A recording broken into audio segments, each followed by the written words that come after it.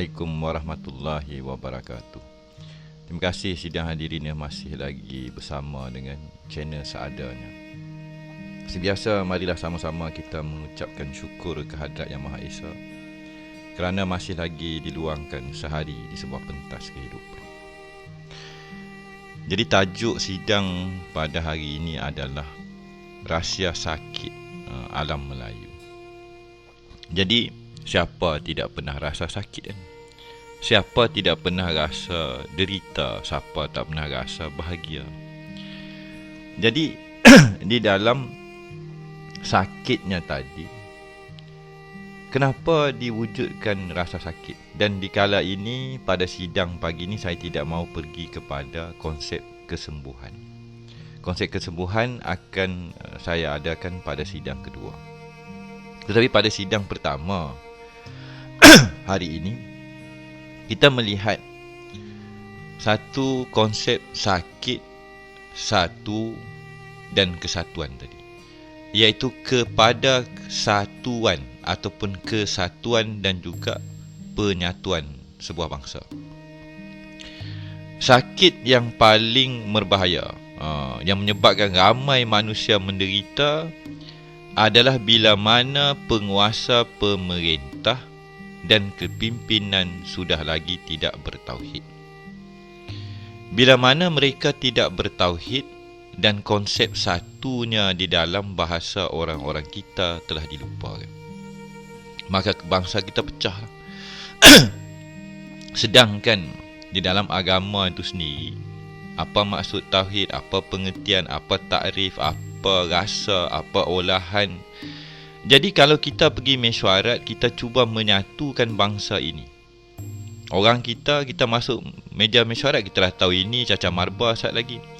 Sebab masing-masing tidak memahami konsep tauhid tadi, kesatuan ataupun yang lebih kasar, sebenar-benarnya kedudukan syahadah tadi, penyaksian.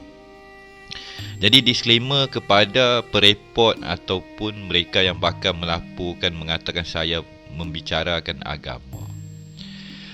Ianya adalah hakikat sebuah melihat. Tidakkah kamu memikirkan ketika kamu melihat kejadian alam? Maksud dia, apa yang saya bicarakan ini, yang saya nyatakan dan saya bahas yang satu. Dunia orang kita telah meletakkan satu tangga aras, satu perkataan sa tadi di dalam bahasa pertuturan jiwa bahasa. Bahasa itu jiwa bangsa. Bila mana kita lupa akan nilai dan intipati dan juga the essence ataupun sebenar-benarnya hakikat siapa diri kita, apa warisan kita, apa pakaian kita, maka penyakit, itulah sakit tadi itu sebenarnya telah tergelincir. Rasa sakit, rasa menderita bila tidak memahami tauhid ataupun kesatuan tadi, ataupun yang satu dan esa tunggal, serba-serbi. Maka cerita tauhid ni dia berbagai ragam lah. Tapi bila pagi ni kita melihat bahasa yang satu. Jadi kita mulakanlah bicara. Apa rasa kita pagi ni? Sakit hati, nampak sakit hati, sakit rasa tak puas hati, itu jiwa berpenyakit. Rasa bermasalah, saya ada sakit. Negara kita sakit. Kenapa negara kita sedang sakit dan tenat? Pecah, retak, bergaduh, berpolitik, berpolemik. Tidak ada kepimpinan yang satu dan kesatuan. Rakyat menderita, orang menderita, negara menderita. Di dalam hilangnya teras kesatuan dan tauhid, di dalam pekat kata kunci sakit tadi, hebat tak orang Melayu? Hebat. Maksud dia, maka wujudlah perompak, lanun, penyangak, ulat tepi jalan, parasite. Kerana tidak ada kesatuan, dia retak, dia longgar, dia tidak padu, hilang tiang seri, pintu lolos. Maka dunia keceramuk. Wujudlah riba, wujudlah tata cara nak menyelinap, nak mengambil untung peribadi. kerana dia tidak merasakan kesatuan, pergi kepada kesatuan tadi. Jadi di sinilah, di dalam adat istiadat budaya dan bahasa orang kita, ada jawapan, ada obat, ada penawar yang paling power daripada sekalian super ubat di muka bumi. Kan? Sakit kepala, migraine, stres, semua benda-benda yang menyakiti itu dikembalikan kepada sakit terkait, nampak? Sakit itu terkait penyakit. Jadi kalau kita kembali pada pagi ni kepada gelanggang ketuhanan orang kita, bahasa kita, sakit. Sakit, Tok Fauzi. Sakit apa? Sakit kepala. Lagi? Sakit perut. Lagi? Sakit macam-macam. Apa sakit? Saya rasa saya kena sihir. Saya rasa saya salah makan. Saya rasa macam-macam. Lepas tu pergi diagnose, belik sana, belik sini. Ini masalah vitamin C. Kau cerita Piramli. Di dalam merungkai masalah kesakitan jasad ke, jiwa ke, raga ke, di mana duduknya yang satu, yang Esa tadi. Maka di sinilah pada pagi ni, orang kita, bahasa kita, bangsa bertauhid berterima kasih telah menyatakan dan telah meletakkan dan telah menerima pakai. Ni rahsia lah. Kalau kata sakit ni siapa sebut lagu tu, kita polemik lagi pagi ni. Satu, kit terkait. Disebabkan terkait, tergelincir, jatuh, melanggar, terlanggar, terkait dengan mata kai, luka berdarah. Bila berlaku pergeseran, spark, bila ada dua pihak yang berlawanan, nampak? Dia terkeluar sedikit daripada gelanggang tauhid, dia pecah, dia ribak.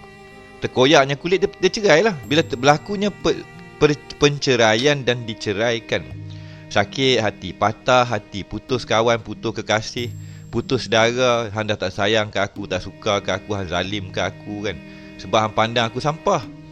Hang tak pandang aku ni macam orang tinggi, macam raja, hang tak hormat aku, hang boleh sakau, boleh pukul aku. Tapi kalau orang kaya, kerabat ada masalah, hang layan, hang buka kapit merah. Orang biasa, biar mampu dia lah, hantar surat beribu-ribu surat, beratus surat pun hang menjadikan pekasam. Ini cerita, maksud dia apa? Tidak ada kesatuan tadi. Mereka memporak-perandakan, memecah belahkan jiwa. Isu masalah muka bumi orang kita, orang Melayu, jiwa. Tidak mahu kembali kepada gelanggang yang satu. Kita tidak mahu memandang di dalam kacamata yang satu, dah terang jelas dan nyata daripada bahasa kita. Sakit tu ada satu, dia kena kembali kepada kesatuan.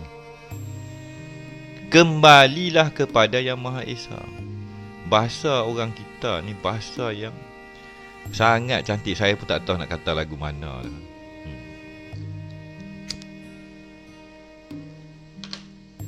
Jadi, nak menyelesaikan masalah orang Melayu, kita kumpul orang Melayu ramai-ramai. Kita kumpul ramai Tok Bomo. Sekali pergi Tok Bomo ni kata hang kena saka Tok Fauzi lagi.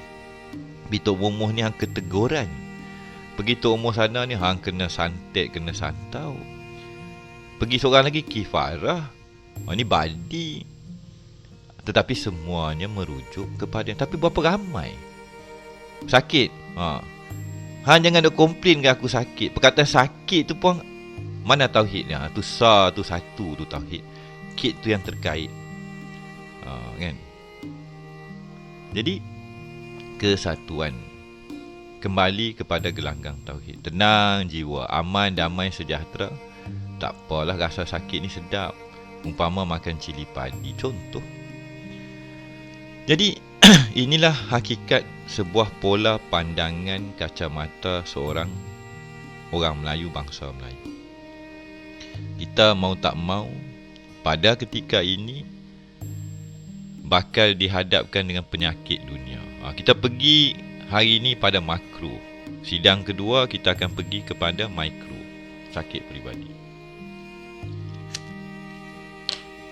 Tapi kalau kita kata nak cerita mikro dulu pun boleh, makro dulu pun boleh. Tetapi dalam konsep perjuangan yang saya bawa, kita cerita kepada orang ramai, memberi kefahaman tadi. Jadi kita pergi pada makro dululah. Itu benda yang besar. Jadi wahai sidang hadirin, lihatlah dunia kita pada pagi ini. Lihatlah pada diri kita. pada setiap detik dan ketika di manakah kedudukan yang satu tadi. Satu titik ke segala-galanya dikembalikan kepada gelanggang kesatuan dan juga Esa Tunggal Sejati.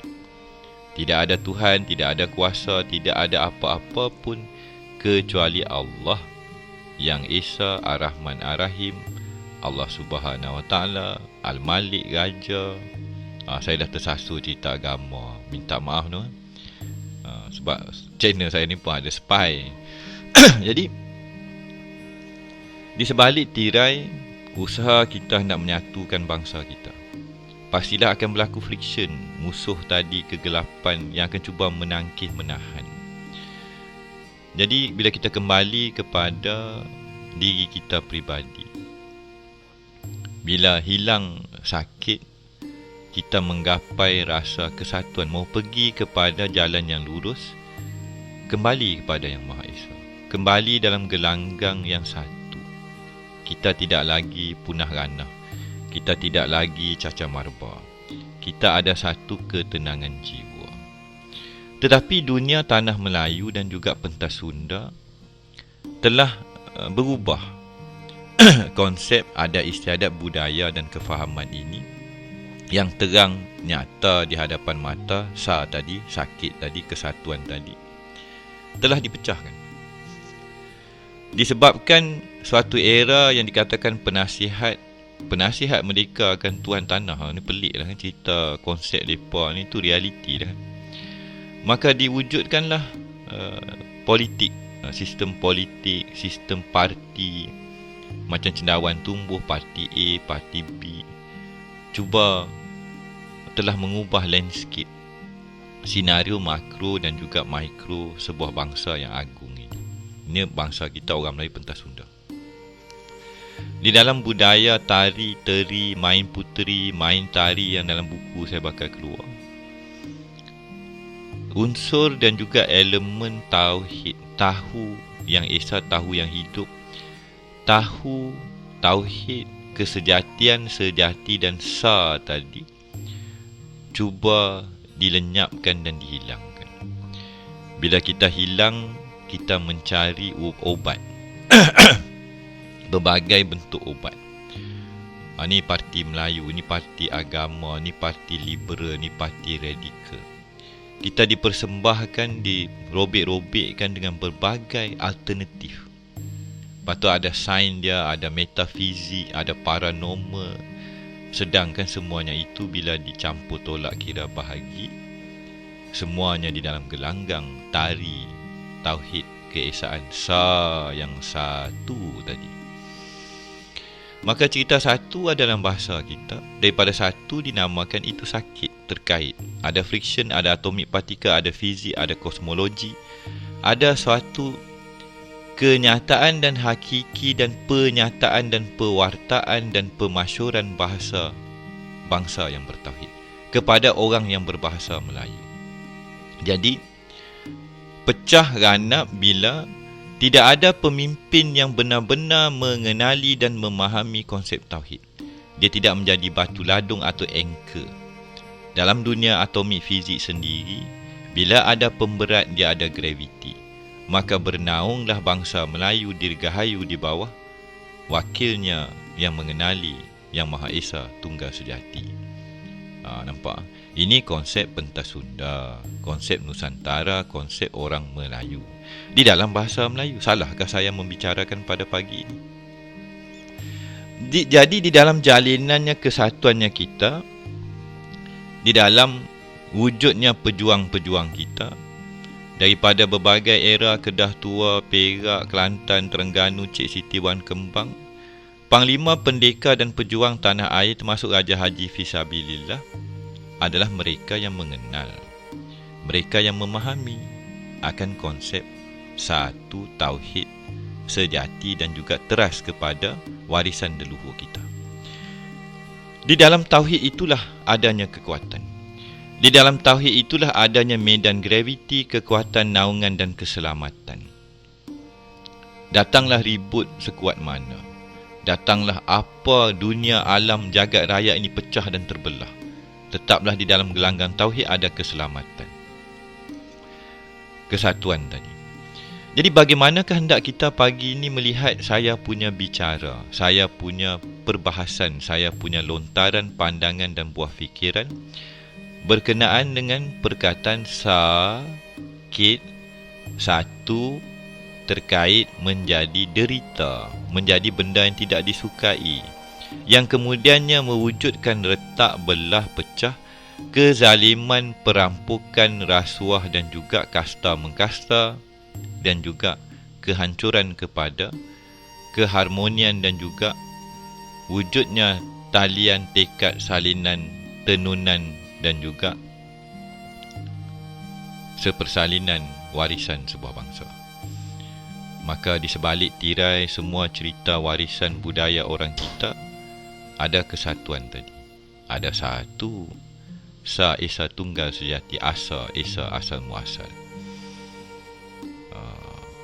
Makam, tataran, dataran dan hal, berbagai pola bahasa Melayu yang menyatakan dan membuktikan bangsa ini bangsa bertauhid di dalam bahasa, budaya, ada istiadat, resam dan sebagainya serba serbi.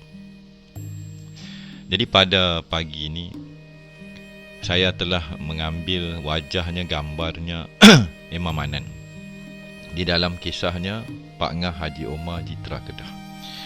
Jadi pada pagi ini saya mohonkan kita sama-sama memfidyahkan, melayangkan, membacakan Al-Fatihah kepada Pak Ngah Haji Omar dan juga arwahnya Haji Ismail bin Muhammad Rejab yang telah terkait di dalam sebuah kisah suatu zaman dahulu. Al-Fatihah.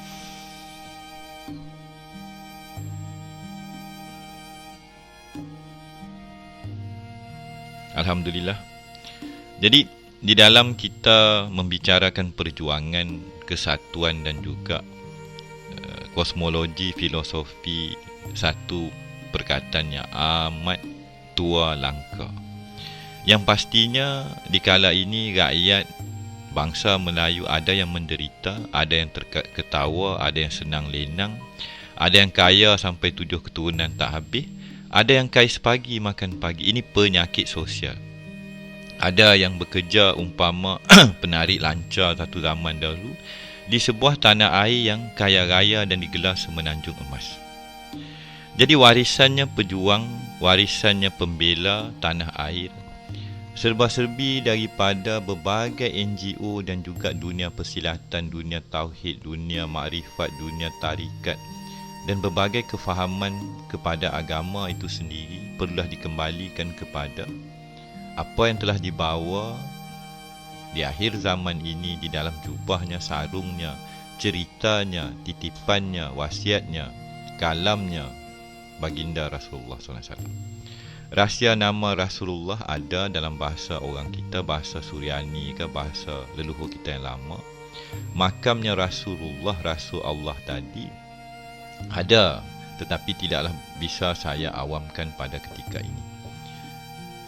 Jadi di pentas Nusantara kita ada berbagai bentuk pembawaan, perjuangan di dalam menyemai, membasahi bumi kita ini dengan kefahaman akan satu tauhid tadi. Jadi bagaimana hendak kita nyatakan kepada pihak-pihak yang di luar sana. Andai kita bertemu dengan mereka, kita memandang jiwa dan raga dan juga gerak-geri perilaku, fi'il, perangai, pembawaan yang dibawa di dalam hendak menyatukan sebuah bangsa, mengubati sakit masyarakat, sedangkan teras kepada kewujudan setiap partikel fizik itu kesatuan satu tadi, keesaan dan unified theory atau kesatuan itu telah ada dalam bangsa, budaya dan bahasa kita. Bahasa tauhid tidak dimengertikan, tidak difahami akan konsep tauhid. Jiwa-jiwa yang dikatakan pejuang gagal meletakkan tauhid pada kedudukan yang sepatutnya, yang satu tadi, yang Esa. Di dalam gelanggang tauhid kita tidak akan berbalah. Kita akan melihat warna-warni kehidupan itu di dalam satu konteks pelangi yang menjadi satu separa bulatan atau bulatan yang penuh di dalam warna-warni keindahan gelanggang tauhid sejati. Ini pentas Nusantara. Jadi alhamdulillah, pada pagi ini kita berkesempatan membicarakan, sama-sama melihat daripada berbagai sudut akan konsep dan perkataan sakit tadi. Jadi kalau kita berbalik, ada juga di kalangan kita pada pagi ini yang anaknya sakit, ayahnya sakit, diri peribadi sakit, inflasi itu, radang, kepanasan, demam, kan, berbagai bentuk penyakit kepada jasad, kan. Bagaimanakah ikhtiar kita pada pagi ini? Berbagai penderitaan yang hadir, adakah kita terlepas pandang akan penawar dan merasakan kembali kepada gelanggang tauhid? Adakah di dalam olahan bahasa sakit tadi, terkait tadi pergeseran dan juga friction tadi yang menimbulkan panas, goyang, migrain, tingtong, mabuk, pingsan itu, bila kita kembali kepada gelanggang kesatuan rasa jiwa dan penyembuhan, dikembalikan di dalam gelanggang kesatuan dan memahami kewujudan Yang Maha Esa, cerita satu cerita, maka tenanglah jiwa dalam kesakitan yang tadi dan pada berbagai ragam yang berlaku pada jasad, emosi, jiwa dan juga gelora. Bila dikembalikan di gelanggang tauhid yang lebih besar, pastinya wujud secebis ketenangan dan rasa bahagia. Bila benda yang panas disiram dengan benda yang sejuk, terlalu pantas dia pecah, dia retak. Tetapi perlahan-lahan dialirkan dengan unsur kefahaman tauhid satu tadi, pastinya dia kembali menjadi stable atau stabil. Kestabilan jagat raya, dunia mikro, dunia kuman, dunia hama. Apa yang jadi bila jasad kita diserang oleh berbagai unsur yang menyakiti dan memporak-perandakan, bila gelombang satu tauhid menyelinap, meresap ke dalam jiwa dan raga? Pastinya dianya akan menzahirkan, mewujudkan sebuah rahsia dan juga rasa kesembuhan tadi. Ini umpama bicara dan pembawaan kepada peribadi-peribadi dan individu-individu yang sedang mengalami kesakitan. Kadang kita kata apa? Kalau kita mengimbas suatu zaman dahulu, kita katakan kita sakit terdampar di tepi hutan. Kita jatuhlah, katakan tiba-tiba kita tergolek jatuh, kena langgar di kereta, jatuh tengah gaung. Kita pun sakitlah menggelupur. Dihempaplah, tambah nak dikatakan berita buruk, dihempap dengan balak. Lantas kita pun separuh mati, sakit yang amat sangat. Tiba-tiba, ni cerita lawak sidang hadirin, jangan marah. Tiba-tiba kita terpandang satu sosok. Apa dia? Alamak, ada bau. Tiba-tiba hadir satu bau bunga haruman. Rasa dan terkesan dengan bauan dan haruman tadi telah jadi dikatakan obat bius. Lupa akan sakit. Ini bau apa ni? Walaupun kaki kita kepinyik ni, balak dia hempap kaki kita, ada satu bau yang amat wangi meresap ke dalam jiwa dan raga, kita hilang rasa sakit. Tiba-tiba muncul cahaya dan wujudnya satu sosok. Sosok yang bersinar dan ada ketenangan jiwa, ada kasih, ada sayang. Maka kasih dan sayang terpandangnya sosok tadi dan menghirup haruman tadi telah menjadi bius, menjadi tranquilizer dan menenangkan seluruh jiwa dan raga sehingga setiap lapisan sel-sel pada kulit dan darah kita. Mungkin ni dalam konsep ni saya rujuk pada contoh cerita wali lah kan. Mana tahu kan ada orang pernah berdepan kan. Maka tiba-tiba sang wali Allah ini, ni cerita sufi, mengangkat balak tadi. Waduh Pak, terima kasih Pak. Kita lupa segalanya dan menatap wajah satu insan yang telah mengenal, membawa, memegang dan bersama dengan Ar-Rahman Ar-Rahim. Dia membawa, memegang takungnya kasih sayang yang Maha Esa satu tadi. Lantas, sang sufi ini mengangkat balak tadi atas karamah, memegang tapak yang sakit, yang luka, kaki yang patah, dengan nama Allah yang Maha Pengasih dan Maha Penyayang di dalam gelanggang tauhid tadi, dan yang sakit memandang pada yang satu yang dibawa, hati ke hati, jiwa ke jiwa. Sembuhlah kamu, berhentilah luka. Maka dibangunkan, didirikan kembali hamba Allah ini. Maka dikatakan itulah karamah atau al-maunah atau maunah tadi, maunah bantuan. Maka terduduklah seorang lelaki yang baru jatuh daripada gaung, terpeleok di tengah hutan rimba, muncul seorang lelaki yang dikatakan wali atau sufi atau yang mengenal atau insan atau hamba Allah. Dia duduk sebelah tu, dia masih terpinga, seolah-olah dia sedang berada di satu dimensi dan olah rasa dan jiwa yang lain. Maka ditepuklah bahunya lelaki ini. Sahabat, saudara, cucu, kembalilah kamu di atas bukit tadi, di dunia yang penuh dengan haru biru. Waduh, Bapa, kenapa saya sudah sihat? Kenapa sudah tidak lagi sakit? La ilaha illallah Muhammad Rasulullah. Jadi syahadahnya tadi, penyaksiannya tadi, kesatuannya tadi telah menjadi satu bentuk kesembuhan yang menyeluruh. Maka kita pendekkan cerita, maka lelaki ini naiklah ke atas, kembali di dunia orang awam.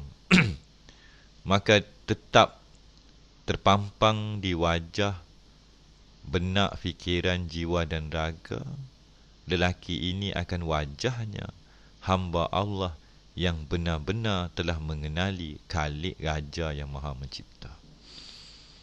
Ini sebuah cerita imbasan, cerminan dan juga cara pembawaan suatu masa dahulu di kalangan para wali Allah di pentas Nusantara. Di dalam bicaranya, di dalam kasih sayangnya, di dalam serba-serbi yang mereka bawa dan mereka galas. Berjalannya mereka di pentas Sunda ini, di dalam pakaiannya selaku orang Jawa ke, orang Majapahit ke, orang Melayu ke, dunia bahasa ini ada rahsia tauhid agama yang amat langka, kosmologi dan filosofi. Maka inilah sidang hadirin ya, pada babak 1 hari ini. InsyaAllah kita akan bersambung di dalam babak berikutnya. Semoga kita akan memahami, menjiwai dan mampu melihat akan warisan leluhur kita, bahasa jiwa bangsa, bahasa jiwa ketuhanan sebuah bangsa yang mengenal dan mewarisi dan telah diwariskan sebuah konsep ketuhanan zaman berzaman. Kita bakal bertemu kembali dalam babak berikutnya. Wabillahi taufiq wal hidayah. Assalamualaikum warahmatullahi wabarakatuh.